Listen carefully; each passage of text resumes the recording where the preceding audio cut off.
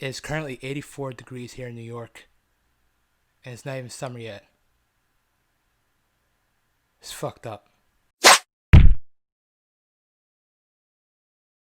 Hey, what's up, YouTube? I'm a music nerd here, and today's video we are going to do something a little bit different today.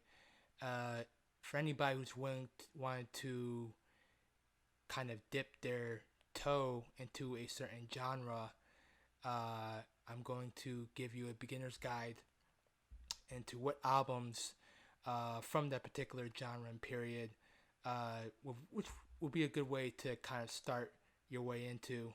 And for today's video, we're going to do East Coast hip hop of the 1990s. Very excited. One of my favorite periods of music in general. As always, please hit the subscriber button below and hit the notification bell to be alerted for new content.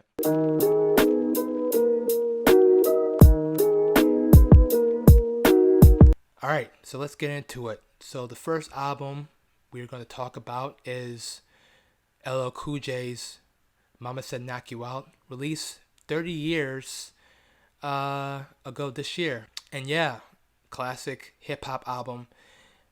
Came at a point in time in LL Cool J's career where he was facing a little bit of critical backlash. His last album, Walking with a Panther, released in '88, didn't really, critics and fans weren't really tuned to it like his previous work on albums such as Radio, and felt that LL Cool J was becoming too soft. So he came back strong.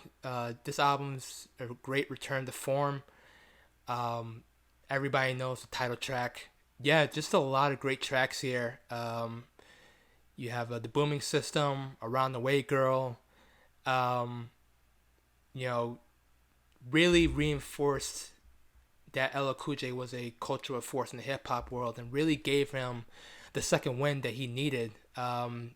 Throughout the rest of the decade, he would have multiple platinum hit singles, and he would develop a TV career, which was interesting. Like, he was on a TV show, and we didn't know that he can act at the time, but he was on a TV show with Carlton from Fresh Prince. That was a thing in the 90s. Not my favorite LL Cool J album, but definitely one of his best. Check it out.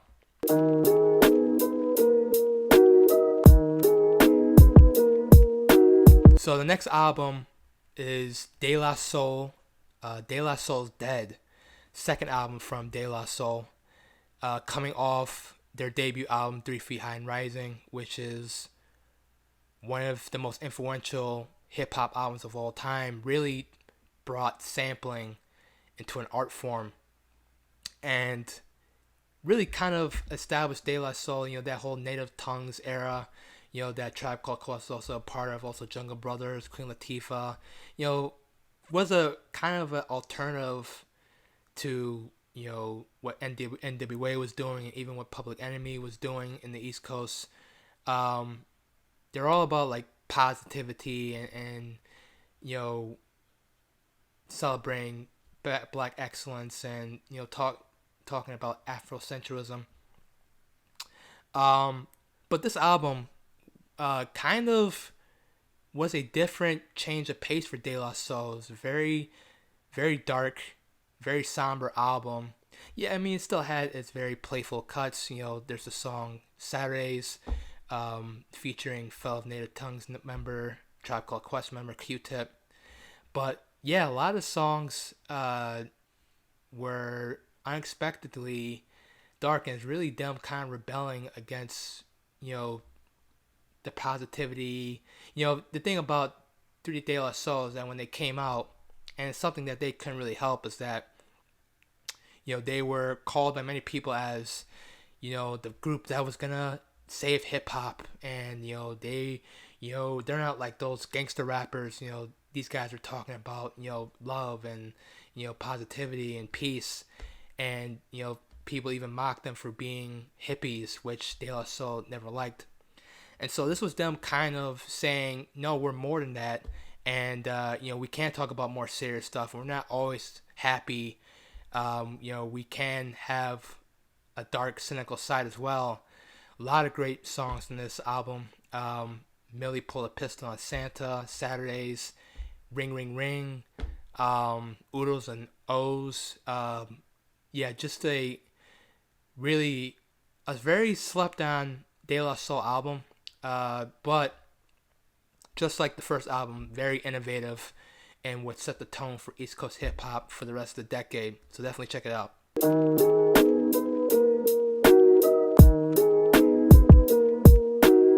Tribe Called Quest, Low End Theory.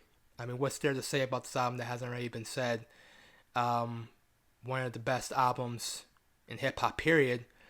But also, second album from A Tribe Called Quest after their first album that came out a year ago, People's Instinctive Travels. But Low End Theory really was when Tribe became like a cultural force in the hip hop world, and Phife Dawg kind of took more of a bigger part. In the first album, he had a couple of guest verses, but this is when Phife really became a part of the group. Low End Theory really established kind of the jazz rap genre. They performed with live jazz musicians, and so that really creates this energy and feeling that's palpable, that spreads right through this album. And Tribe was just bringing the hits. I mean, so many great songs on this album. Like I said, Check the Rhyme, We Got the Jazz, amazing opener, Excursions. Oh my God, incredible opener, Butter. The last track, Scenario, one of the great posse cuts in hip hop history, featuring a young Busta Rhymes. I think one of the first verses from Busta Rhymes. He was also part of, at the time, part of the Leaders of the New School, but affiliated with the Native Tongues posse. But yeah, just incredible album. If you're looking to get into Tribe and East Coast hip hop, this is definitely one of the first albums that you need to check out.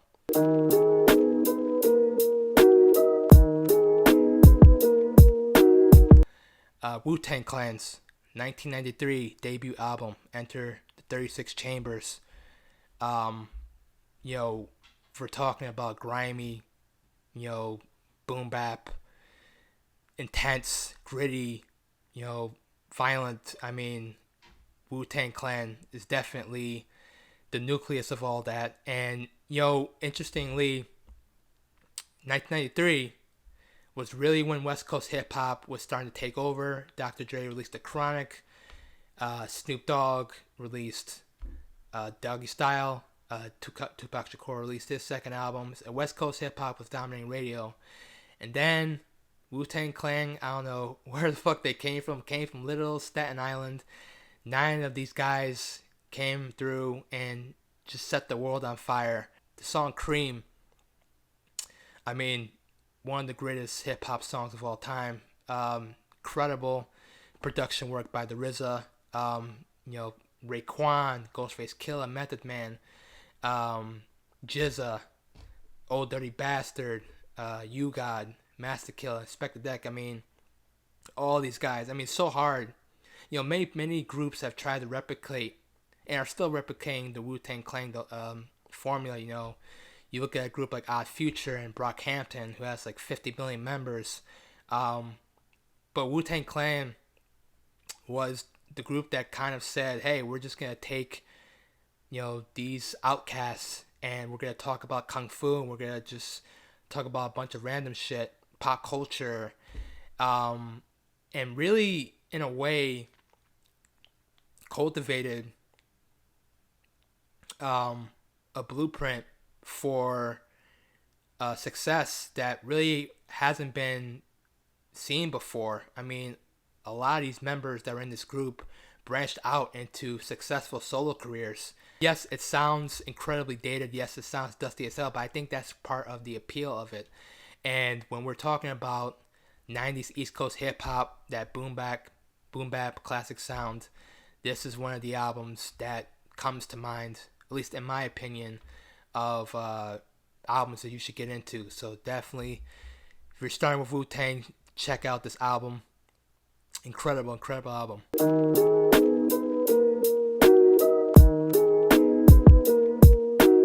We're going to talk about Nas's Illmatic. Yeah, really, Nas's first album really jump-started the career of one of the greatest MCs in history. Illmatic came in 94. Only had some success, but,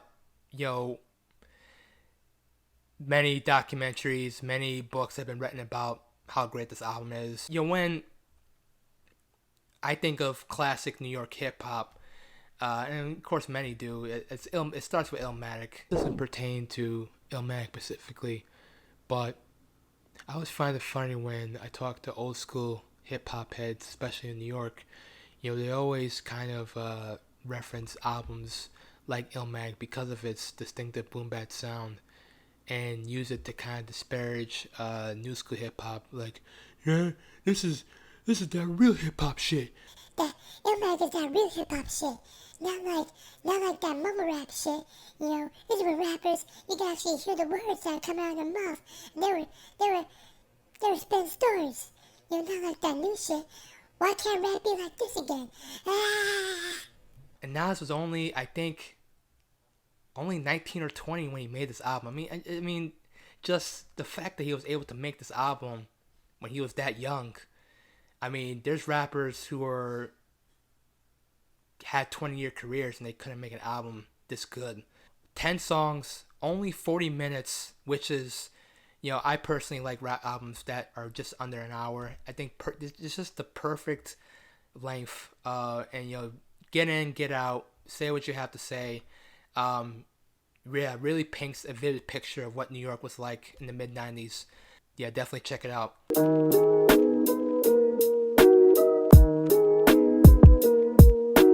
B.I.G.'s Ready to Die.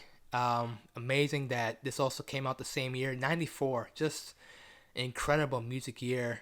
Yeah, I think what makes this album work is just the storytelling. Biggie, to me, nobody can tell a story like Biggie. To me, he's just like kind of everything. You checkpoint lyrics, checkpoint production, checkpoint storytelling, checkpoint flows, checkpoint.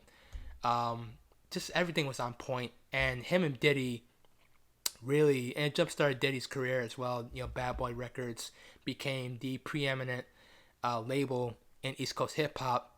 Really put Biggie on the map. Really put East Coast back on the radio. The song Juicy was a big crossover hit. Big Papa, One More Chance. Songs were played on the radio nonstop. But also deep cuts. Unbelievable. Friend of Mine. The What featuring Method Man. Just an incredible album. And the last song, Suicide Thoughts. For the fact that Biggie would have the balls to close out an album like that, basically killing himself on record. He offers so much on this album. His humor, his emotional side. He could be a player. He can also be a wise ass. But he can also touch on serious issues such as how the drug game is killing inner city neighborhoods, and just really, Biggie, was able to just kind of be relatable and just to share his story. And yeah, definitely check out this album, Ready to Die, 1994. Amazing album.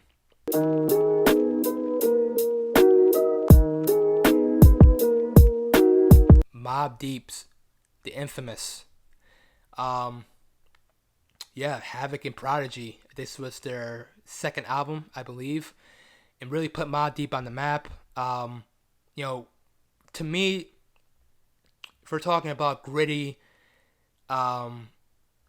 just grimy boom bap sound, the two producers that just come to mind is RZA, who produced a lot of Wu-Tang Clan's early work, and Havoc with Mobb Deep's. I mean, my God, just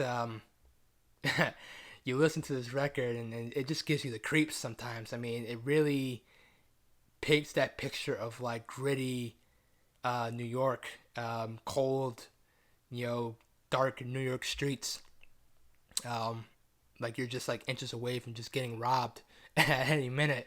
And I think what makes this album work, once again, the storytelling. Prodigy, rest in peace. Prodigy and Havoc both have just great chemistry. Shook Ones, incredible song. Was the song that kind of got this album into platinum success. But other great songs. I mean, Drink Away the Pain, which featured production and a guest verse from Q-Tip, which is a very jazzy song. But yeah, incredible song. Another, Temperatures Rising, Survival of the Fittest. Raekwon and Ghostface Killah appear in the track. This album, play it, all the time. Just a really important album in that New York scene at that time, and showed that New York had more to offer. So yeah, check out this album, Mobb Deep's The Infamous.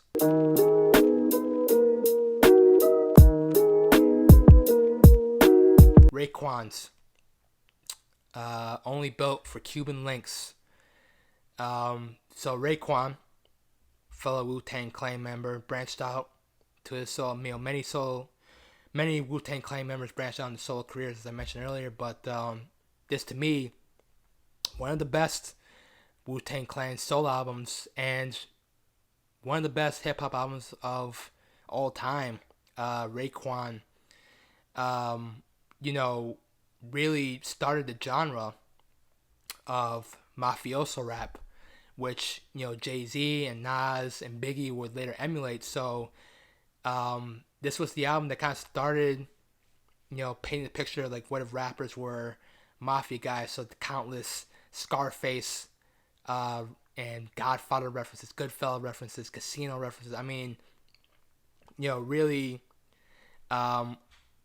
very cinematic album. I mean, when I listen to this album, it's just, the production, to me, RZA I think is some of his best work. The fact that in 1995 he was able to produce 3 albums.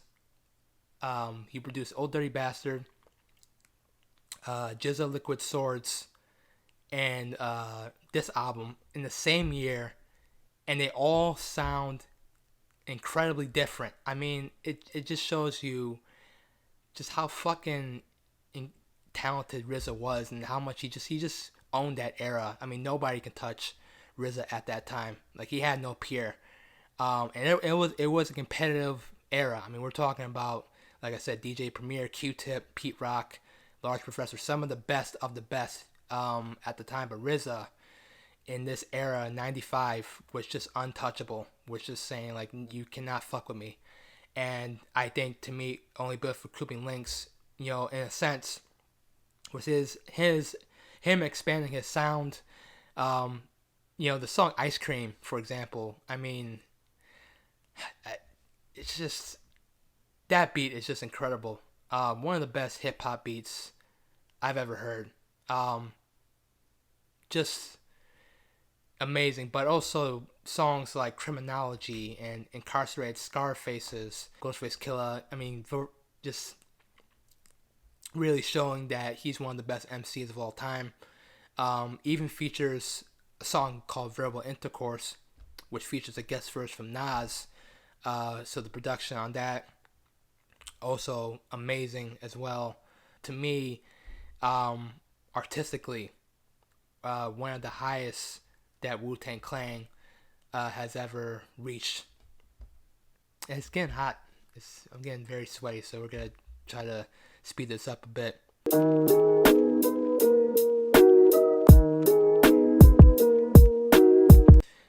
Next album, Jay-Z, Jigga Man, Reasonable Doubt, came out 1996. really, I mean, look, we're talking about the birth of probably the greatest hip hop career of all time, one of the best rappers of all time, probably the most successful rapper of all time, Jay-Z. In my opinion, might be controversial. I don't care. This to me is his best album. It's still my favorite Jay-Z album. Production is amazing. Jay-Z was 27 when he came out, and so you really had the sense that he was preparing his whole life to make this album. And this is just the stories that he would tell. It really kind of established the trends that Jay-Z would do for the rest of his career. You had some, his persona of this kind of braggadocious, wise ass kind of, double entendre, just really establishing that kind of attitude, that brash attitude that Jay-Z would have for the rest of his career. A lot of great songs here. Can't Knock the Hustle, Friend or Foe, Dead Presidents, which samples a song off of Illmatic, and even Brooklyn Finest, guest verse from Biggie Smalls, which, Biggie Smalls, it says a lot, Biggie Smalls, to kind of lend his voice to this track and to be on this album, kind of was his way of saying, Jay, you're the next one. You're the next guy. And to me, I think it's really good to go back and see like where it all started, and to see Jay-Z kind of genuinely be at a humble place, because of course he's at a way different place now, and it's just him kind of saying like, it's really interesting to see that this is the album where it's like, I want to be this big star, I want to have the success, and it actually manifested. And so it's always interesting to go and see how an artist, the first couple of records, and see like them before all the fame and success happened.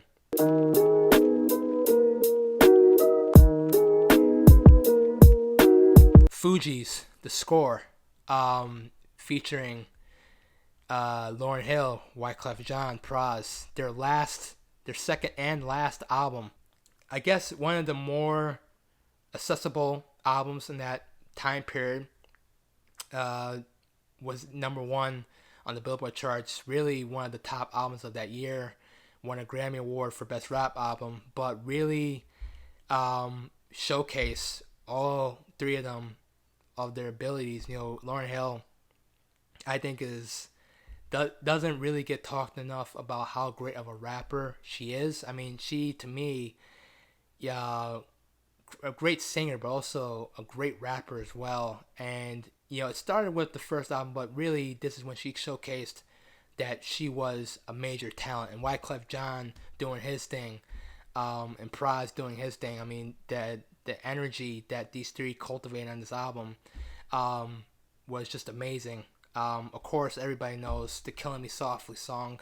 That was the song that kind of broke them into the mainstream. And it was a kind of hip-hop reimagining of the classic Roberta Flack song, Killing Me Softly, with his song. But massively successful song for the Fugees, but also songs like Fuji La and Zealots, The Beast, Cowboys. Wyclef Jean, his cover of Bob Marley's No Woman, No Cry. Fugees, to me, kind of took what Tribe was doing and brought that, kind of took the baton, that kind of, positivity, alternative hip hop, but just took it to a massively successful level. It's a shame that the Fugees couldn't stay together, because they were one of the most unique, eclectic groups that hip hop kind of forgets. But it is what it is. At least we have this album to remember them by. In my opinion, another no filler album, one of my favorite hip hop albums of the 90s. Definitely check it out.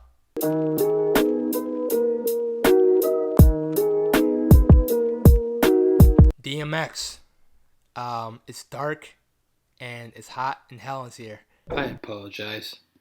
The album's actually pronounced as dark and hell is hot. DMX, please don't murder me or send one of your pit bulls to eat me alive. Debut album from DMX. If we're talking about grimy, gritty New York hip hop, this is another one. Rough Riders Anthem. One of the first music videos I remember watching as a kid. Stop. Drop. Shut it down. Rev it up. Shop. I mean, just just a classic song of the 90s. In the late 90s, like I said, Bad Boys was kind of having that overly polished commercial sound, and this was sort of the alternative to that. I think people, while that had its audience, DMX was like, if you still want that grimy, fucking, no holds barred, in your face hip hop, this is what I got to offer for you. And man, it definitely hit, and it established the Rough Riders Collective, which started the careers of Swiss Beats and Eve, and DMX solo career took off from there. I mean, countless #1 albums, hit songs, but this is where it all started. And if you're looking for great hip hop from this era in New York, DMX is definitely this album is definitely one of the best of that era. And also, DMX might be one of the first guys to like do ad libs. I'm not 100% sure on that, but he literally scares you into liking his records. I mean, it's just insane. So yes, definitely check out this album. DMX, it's dark and hell's hot. So that is it. A beginner's guide to 1990s East Coast hip hop. Check out some of these albums if you're looking to get into that genre, that era of an amazing time in hip hop. But yeah, if you like this video, like I said, please subscribe to the channel. More content is coming. And I need to get to an air conditioner stat because it is fucking hot. And I'm dying.